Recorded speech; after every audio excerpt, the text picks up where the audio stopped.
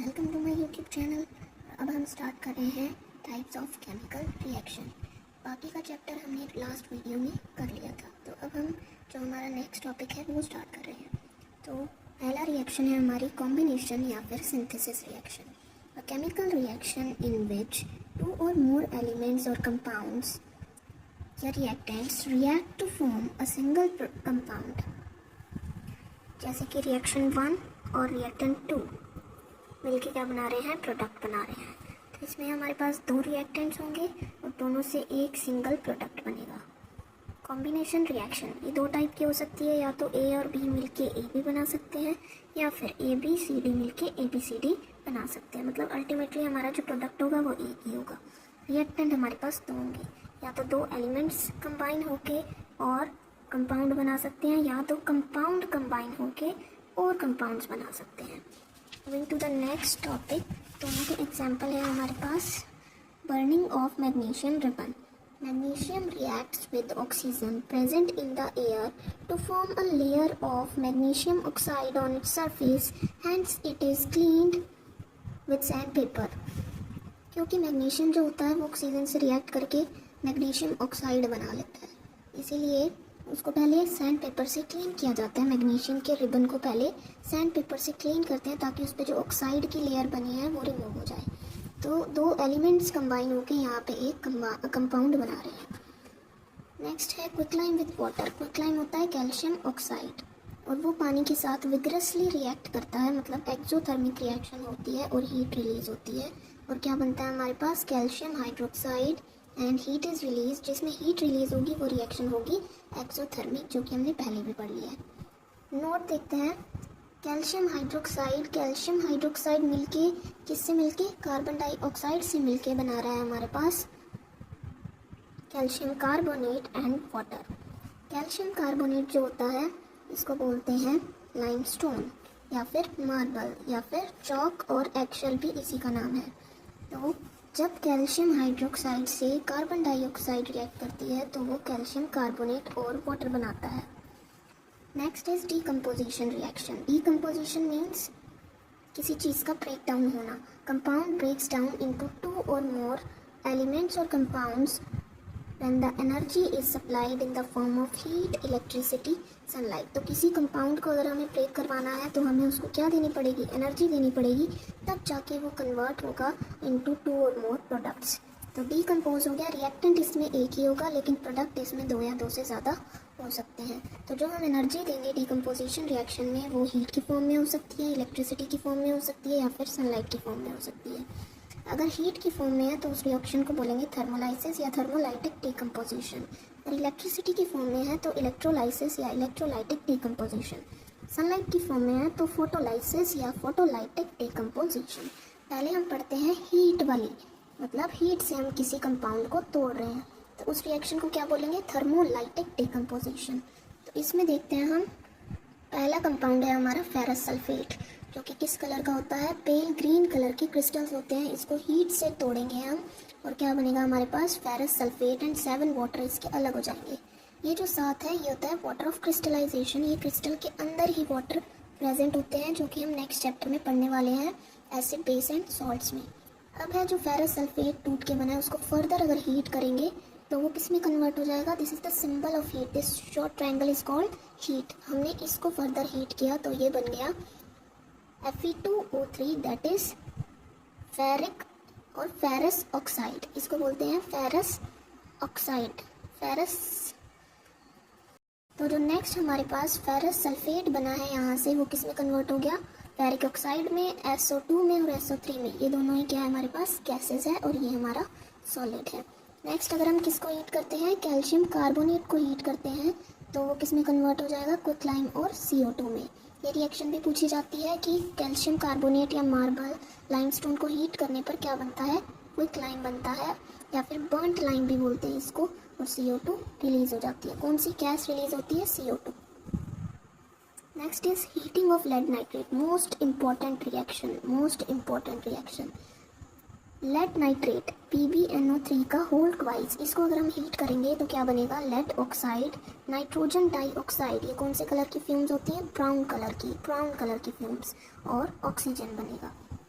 ये जो lead nitrate है ये वाइट कलर का सॉलिड होता है, फिर ये येलो कलर का कंपाउंड बनाता है PbO lead oxide, brown colour की फ्यूम्स, नाइट्रोजन डाइऑक्साइड और ऑक्सीजन। नेक्स्ट अभी हमने जो ये सारा पढ़ा ये हीट से टूट रहे थे। किससे टूट रहे थे? ये हीट से, ठीक है। लेकिन अब हम तोड़ रहे हैं इलेक्ट्रिसिटी से। अगर इलेक्ट्रिसिटी सप्लाई करेंगे हम तो पानी को तोड़ सकते हैं। किसको तोड़ सकते हैं? पानी को। वाटर को इलेक्ट्रिसिटी से ब्रेक डाउन किया जा सकता है इनटू हाइड्रोजन और ऑक्सीजन में, और इसका रेशो फिक्स रहेगा कि 2 हाइड्रोजन बनेंगे 1 ऑक्सीजन बनेगी। 1 ऑक्सीजन 2 हाइड्रोजन, तो 2:1 हाइड्रोजन रेशो ऑक्सीजन होता है। और अगर मास की बात करें तो 4 हाइड्रोजन बने और 16 क्या बने हमारे पास? ऑक्सीजन। 16 नहीं 32 ऑक्सीजन बनेंगे। 4:32, तो 4:32 को सिंपलर फॉर्म में कन्वर्ट करेंगे तो ये किस में कन्वर्ट हो जाएगा? 1:8 में। तो this is the mass ratio. NaCl is added to water because water is not a good conductor of electricity. In order to make water a good conductor, electrolyte break into ions easily and added to water. These free ions conduct electricity and speed up the electrolysis of water. तो ये पूछा जाता है कि NaCl पानी में क्यों डाला जाता है? इसीलिए क्योंकि water, distilled water is not a good conductor of electricity. जैसे ही हम उसमें NaCl डालते हैं तो उसमें आयंस बनते हैं Na+ और Cl-, जो कि उसको एक अच्छा कंडक्टर बना देते हैं और रिएक्शन को स्पीड अप कर देते हैं।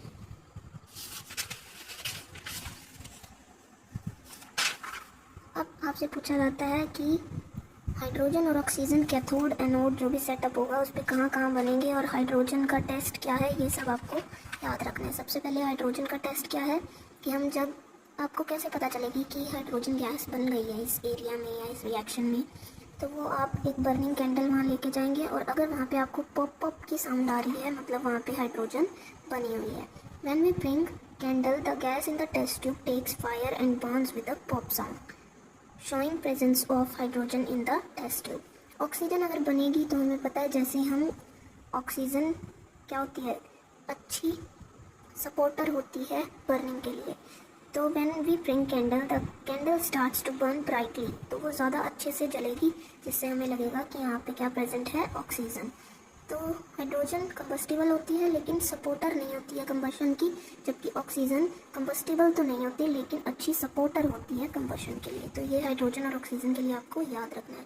लास्ट है लाइट से जो रिएक्शन होगी, मतलब हमें एनर्जी किस फॉर्म में देनी है? लाइट के फॉर्म में।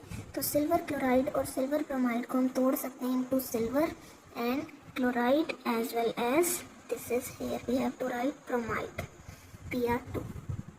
रेडिश ब्राउन वेपर होती है ब्रोमीन की और क्लोरीन गैस कैसे कलर की होती है? Greenish yellow vapours. सो ये दोनों ही रिएक्शन फोटोग्राफी में यूज़ होती हैं, ब्लैक एंड वाइट फोटोग्राफी, और फोटो सेंसिटिव मटेरियल्स बनाने में भी ये यूज़ होती है। Next is displacement reaction. Displacement का मतलब एक को हटा के उसकी जगह पे आ जाना।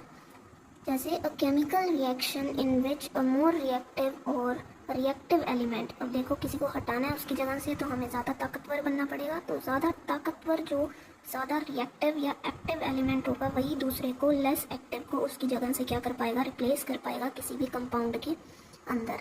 तो ये जनरली किस में हो सकता है? या तो मेटल्स में हो सकता है, मेटल नॉन मेटल में हो सकता है, या नॉन मेटल में हो सकता है। बिहेवियर देखते हैं। मेटल्स का बिहेवियर कैसा होता है कि वो लूज़ करते हैं इलेक्ट्रॉन्स, और नॉन मेटल्स कैसे होते हैं? जो गेन करते हैं इलेक्ट्रॉन्स या फिर शेयर करते हैं। तो मेटल डिस्प्लेसमेंट देखते हैं। सबसे पहले 2 मेटल्स हैं हमारे पास, आयरन और कॉपर सल्फेट। अब आयरन और कॉपर दोनों ही क्या है? मेटल हैं। तो अब क्या आयरन इसको इसकी जगह से डिस्प्लेस कर पाएगा?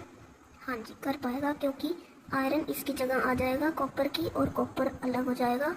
ये देखो ये क्या हो गई? डिस्प्लेसमेंट रिएक्शन, क्योंकि आयरन ने कॉपर को उसकी जगह से हटा दिया और खुद उसकी जगह पे आ गया। जिंक और आयरन ये दोनों ही मेटल हैं।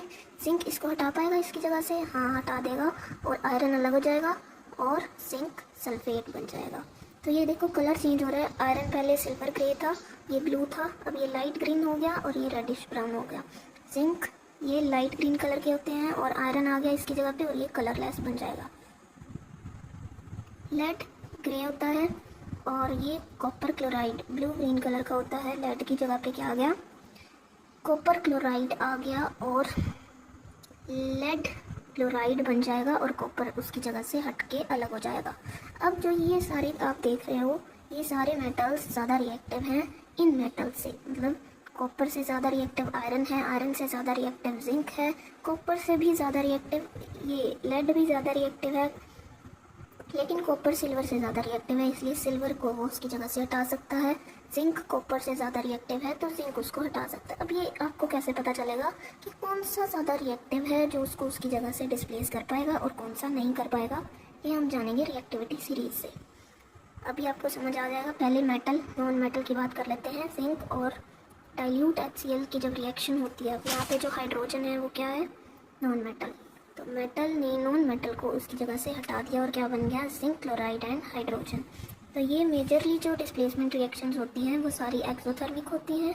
All displacement reactions are redox reaction, और सारी डिस्प्लेसमेंट रिएक्शन रिडॉक्स होती है।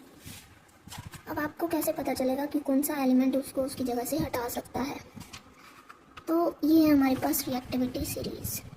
इसको आप कैसे भी याद कर सकते हैं, लेकिन आपको ये सीरियल वाइज लर्न करनी है। Potassium, sodium, calcium, magnesium, aluminium, zinc, iron, tin, lead, hydrogen, copper, mercury, silver, gold, platinum.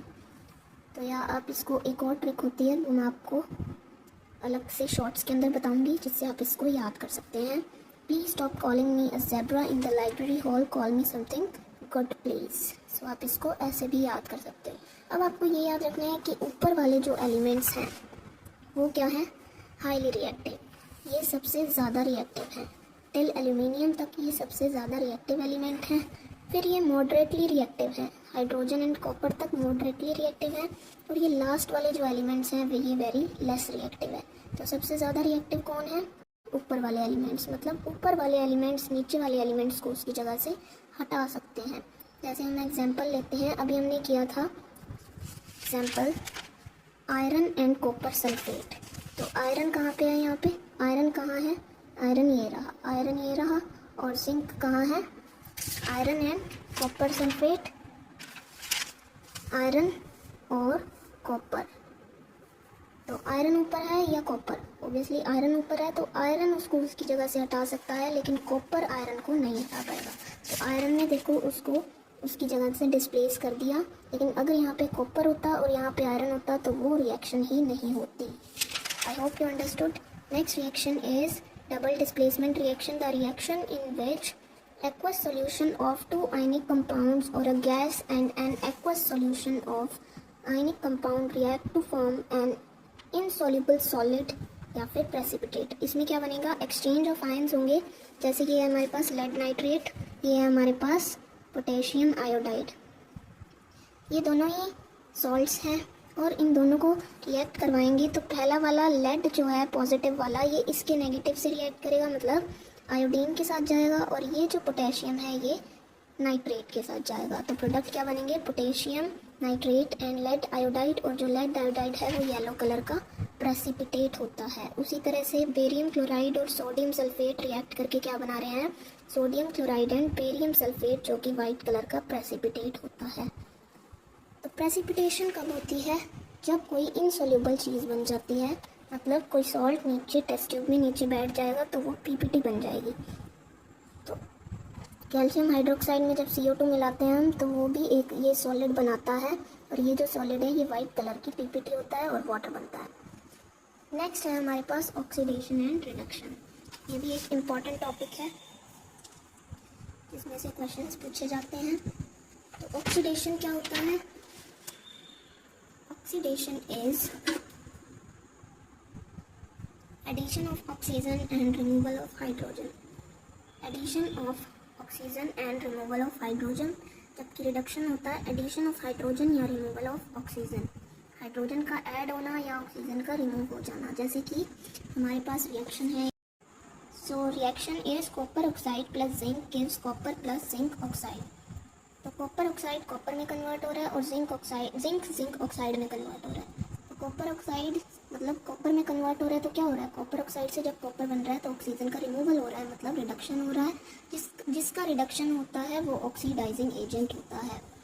और जिंक से जिंक ऑक्साइड बन रहा है, तो जिंक में ऑक्सीजन ऐड हो रही है ना, तो एडिशन ऑफ ऑक्सीजन क्या होता है? ऑक्सीडेशन, और जिसका ऑक्सीडेशन होता है वो रिड्यूसिंग एजेंट होता है। मतलब यहाँ copper oxide is oxidising agent और जिंक इज रिड्यूसिंग एजेंट। अब दोनों ही चीज़ें हो रही हैं इस रिएक्शन में, ऑक्सीडेशन भी हो रहा है, रिडक्शन भी हो रहा है, तो दोनों को मिला के हम बोलेंगे it is a redox reaction. Redox मतलब जिसमें ऑक्सीडेशन और रिडक्शन साइमल्टेनियसली टेक प्लेस करते हैं, मतलब एक साथ होते हैं, उसको बोलते हैं रिडॉक्स। जैसे कि ये आपकी एनसीईआरटी में भी है reaction, MnO2 plus HCl gives MnCl2 plus 2 water and chlorine. तो MnO2 से क्या बन रहा है? MnCl2, मतलब ऑक्सीजन रिमूव हो रही है, रिमूव होना, ऑक्सीजन का रिमूव होना क्या होता है? रिडक्शन। तो रिडक्शन हो रहा है, तो ये एजेंट कौन सा है? Oxidising agent. यहाँ पे देखो HCl से क्या बन रहा है? Cl2। H क्या हो रहा है यहाँ पे? रिमूव हो रहा है। हाइड्रोजन का रिमूव होना क्या होता है? हाइड्रोजन का रिमूव होना रिडक्शन होता है, हाइड्रोजन का रिमूव होना ऑक्सीडेशन होता है, और ये कौन सा एजेंट होगा? Reducing agent. सिमिलरली आप ये बाकी रिएक्शंस देख सकते हैं, copper plus oxygen gives copper oxide, तो कॉपर से कॉपर ऑक्साइड बन रहा है तो ऑक्सीडेशन हो रहा है, और O2 से CuO बन रहा है तो रिडक्शन हो रहा है। So reaction is copper oxide plus zinc gives copper plus zinc oxide. तो कॉपर ऑक्साइड कॉपर में कन्वर्ट हो रहा है और जिंक ऑक्साइड में कन्वर्ट हो रहा है। तो कॉपर ऑक्साइड मतलब कॉपर में कन्वर्ट हो रहा है, तो क्या हो रहा है? कॉपर ऑक्साइड से जब कॉपर बन रहा है तो ऑक्सीजन का रिमूवल हो रहा है, मतलब रिडक्शन हो रहा है। जिसका रिडक्शन होता है वो ऑक्सीडाइजिंग एजेंट होता है। और जिंक से जिंक ऑक्साइड बन रहा है, तो जिंक में ऑक्सीजन ऐड हो रही है ना, तो एडिशन ऑफ ऑक्सीजन क्या होता है? ऑक्सीडेशन, और जिसका ऑक्सीडेशन होता है वो रिड्यूसिंग एजेंट होता है। मतलब यहाँ copper oxide is oxidising agent और जिंक इज रिड्यूसिंग एजेंट। अब दोनों ही चीज़ें हो रही हैं इस रिएक्शन में, ऑक्सीडेशन भी हो रहा है, रिडक्शन भी हो रहा है, तो दोनों को मिला के हम बोलेंगे it is a redox reaction. Redox मतलब जिसमें ऑक्सीडेशन और रिडक्शन साइमल्टेनियसली टेक प्लेस करते हैं, मतलब एक साथ होते हैं, उसको बोलते हैं रिडॉक्स। जैसे कि ये आपकी एनसीईआरटी में भी है reaction, MnO2 plus HCl gives MnCl2 plus 2 water and chlorine. तो MnO2 से क्या बन रहा है? MnCl2, मतलब ऑक्सीजन रिमूव हो रही है, रिमूव होना, ऑक्सीजन का रिमूव होना क्या होता है? रिडक्शन। तो रिडक्शन हो रहा है, तो ये एजेंट कौन सा है? Oxidising agent. यहाँ पे देखो HCl से क्या बन रहा है? Cl2। H क्या हो रहा है यहाँ पे? रिमूव हो रहा है। हाइड्रोजन का रिमूव होना क्या होता है? हाइड्रोजन का रिमूव होना रिडक्शन होता है, हाइड्रोजन का रिमूव होना ऑक्सीडेशन होता है, और ये कौन सा एजेंट होगा? Reducing agent. सिमिलरली आप ये बाकी रिएक्शंस देख सकते हैं, copper plus oxygen gives copper oxide, तो कॉपर से कॉपर ऑक्साइड बन रहा है तो ऑक्सीडेशन हो रहा है, और O2 से CuO बन रहा है तो रिडक्शन हो रहा है।